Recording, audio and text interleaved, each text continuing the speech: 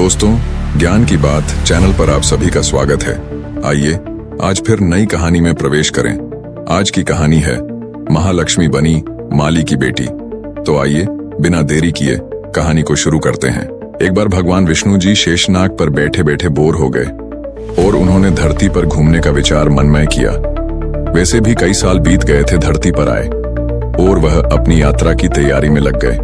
स्वामी को तैयार होता देखकर लक्ष्मी माँ ने पूछा, आज सुबह सुबह कहाँ जाने की तैयारी हो रही है? विष्णु जी ने कहा, हे लक्ष्मी, मैं धरती लोक पर घूमने जा रहा हूँ। तो कुछ सोचकर लक्ष्मी माँ ने कहा, हे देव, क्या मैं भी आपके साथ चल सकती हूँ? भगवान विष्णु ने 2 पल सोचा, फिर कहा, एक शर्त पर तुम मेरे साथ चल सकती हो। तुम धरती पर पहुंचकर उत्तर दिशा की ओर बिल्कुल मत देखना। इसके साथ ही माता लक्ष्मी ने हाँ कह के अपनी बात मनवा ली और सुबह सुबह मां लक्ष्मी और भगवान विष्णु धरती पर पहुंच गए। अभी सूर्य देवता निकल रहे थे। रात बरसात होकर हटी थी। चारों ओर हरियाली ही हरियाली थी। उस समय चारों ओर बहुत शांति थी और धरती बहुत ही सुंदर दिख रही थी। मां लक्ष्मी मंत्र मुग्ध होकर धरती को देख रही थी और वह भूल गई कि पति को क्या वचन देकर आई है। और वह चारों ओर देखती हुई कब उत्तर दिशा की ओर देखने लगी पता ही नहीं चला। उत्तर दिशा में मां लक्ष्मी को एक बहुत ही सुंदर बगीचा नजर आया और उस तरफ से भीनी भीनी खुशबू आ रही थी और बहुत ही सुंदर सुंदर फूल खिले थे।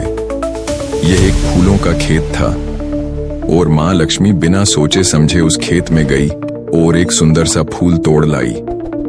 लेकिन यह क्या, जब मां लक्ष्मी भगवान विष्णु के पास वापस आई तो भगवान विष्णु की आंखों में आंसू थे और भगवान विष्णु ने मां लक्ष्मी को कहा कि कभी भी किसी से बिना पूछे उसका कुछ भी नहीं लेना चाहिए और साथ ही अपना वचन भी याद दिलाया। मां लक्ष्मी को अपनी भूल का पता चला तो उन्होंने भगवान विष्णु से इस भूल की माफी मांगी। तो भगवान विष्णु ने कहा कि तुमने जो भूल की है उसकी सजा तो तुम्हें जरूर मिलेगी।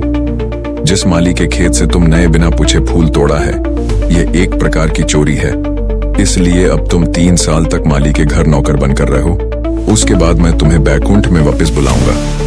माँ लक्ष्मी ने चुपचाप सर झुकाकर हाँ कर दी और माँ लक्ष्मी एक गरीब औरत का रूप धारण करके उस खेत के मालिक के घर गई। घर क्या एक झोपड़ा था और मालिक का नाम केशव था।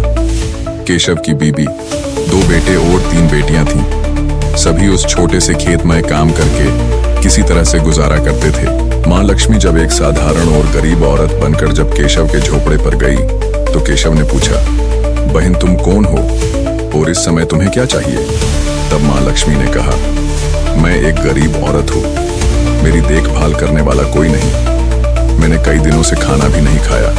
मुझे कोई भी काम दे दो, साथ में मैं तुम्हारे घर का काम भी कर दिया करूंगी। बस मुझे अपने घर में एक कोने में आसरा दे दो।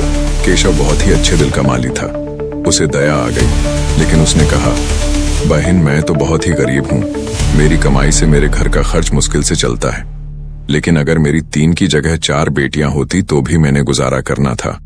अगर तुम मेरी बेटी बनकर जैसा रूखा सूखा हम खाते हैं उसमें खुश रह सकती हो तो बेटी अंदर आ जाओ। केशव ने मां लक्ष्मी को अपने झोपड़े में शरण दे दी और मां लक्ष्मी 3 साल उस केशव के घर पर नौकरानी बनकर रही। जिस दिन मां लक्ष्मी केशव के घर आई थी उससे दूसरे दिन ही केशव को फूलों से इतनी आमदनी हुई कि शाम को एक गाय खरीद ली। फिर धीरे धीरे केशव ने काफी जमीन खरीद ली और सबने अच्छे अच्छे कपड़े भी बनवा लिए और फिर एक बड़ा पक्का घर भी बनवा लिया।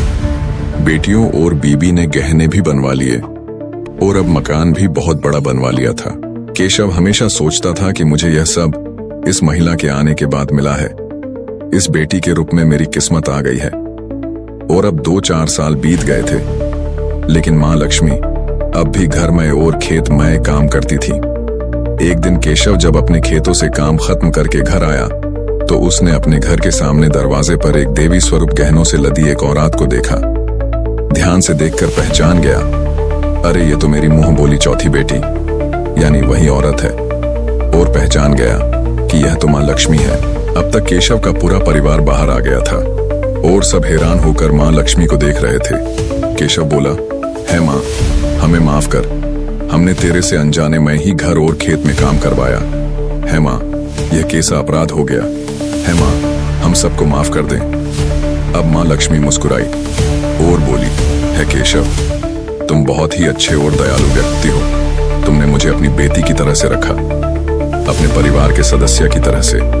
इसके बदले मैं तुम्हें वरदान देती हूँ कि तुम्हारे पास कभी भी खुशियों की और धन की कमी नहीं रहेगी। तुम्हें सारे सुख मिलेंगे जिसके तुम हकदार हो। और फिर माँ अपने स्वामी के द्वारा भेजे रथ में बैठकर वैकुंठ चली गई। तो दोस्तों, कैसी लगी आपको आज की कहानी?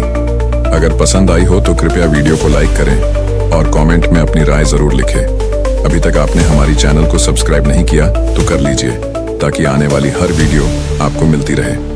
नमस्कार, धन्यवाद।